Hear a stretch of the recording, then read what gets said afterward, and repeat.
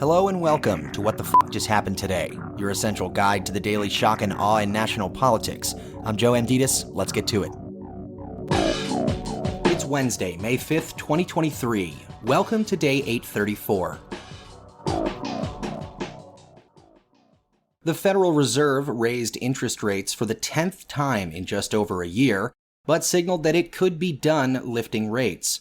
The quarter percentage point increase brings the benchmark rate to between 5 and 5.25%, the highest level in 16 years. Although inflation has cooled since last year's peak of 7% down to just 4.2% as of this March, it's still more than double the Fed's target of 2%. Economists at the Fed, meanwhile, are projecting a mild recession to begin later this year.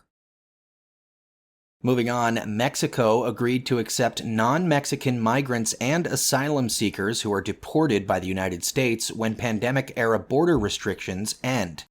In a joint statement, Mexico said it will accept up to 30,000 migrants from Cuba, Haiti, Nicaragua, and Venezuela for humanitarian reasons once the Title 42 restrictions expire on May 11th. Since March of 2020, Title 42 has been used to expel hundreds of thousands of migrants without giving them a chance to seek asylum. Meanwhile, Trump will not call any witnesses to rebut E. Jean Carroll's account of him raping and then defaming her. Trump's attorney Joseph Tacopina said Trump would not testify in the civil case because he was in Scotland to break ground on a new golf course, and the one expert witness that he planned to call was unable to testify due to a health issue. The jury instead saw a videotape of Trump's deposition, which included footage from the Access Hollywood tape, in which Trump brags about groping and kissing women without their consent. Moving on, the state of New York banned natural gas and other fossil fuels in most new buildings, the first such law in the country. The new law will take effect in 2026 for buildings that are 7 stories and shorter, and in 2029 for all other buildings. The ban on new natural gas hookups helps the state meet its goals under the Climate Leadership and Community Protection Act, which calls for cutting greenhouse gas emissions by 40% by the year 2030 and by 85% by the year 2050.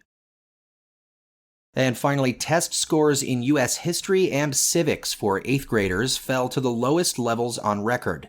The findings from the latest National Assessment of Educational Progress, known as the nation's report card, show that about 40% of 8th graders scored below basic in U.S. history. Just 13% met the proficiency standards for U.S. history, and in civics, 22% of students were considered proficient.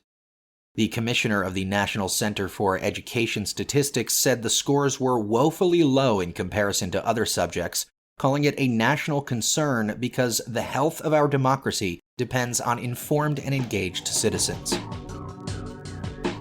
That's all for now. You can find the links and sources for all of these stories on the main website. And as always, visit whatthefjusthappenedtoday.com for the latest news and headlines. Until next time, I'm Joe Amditis.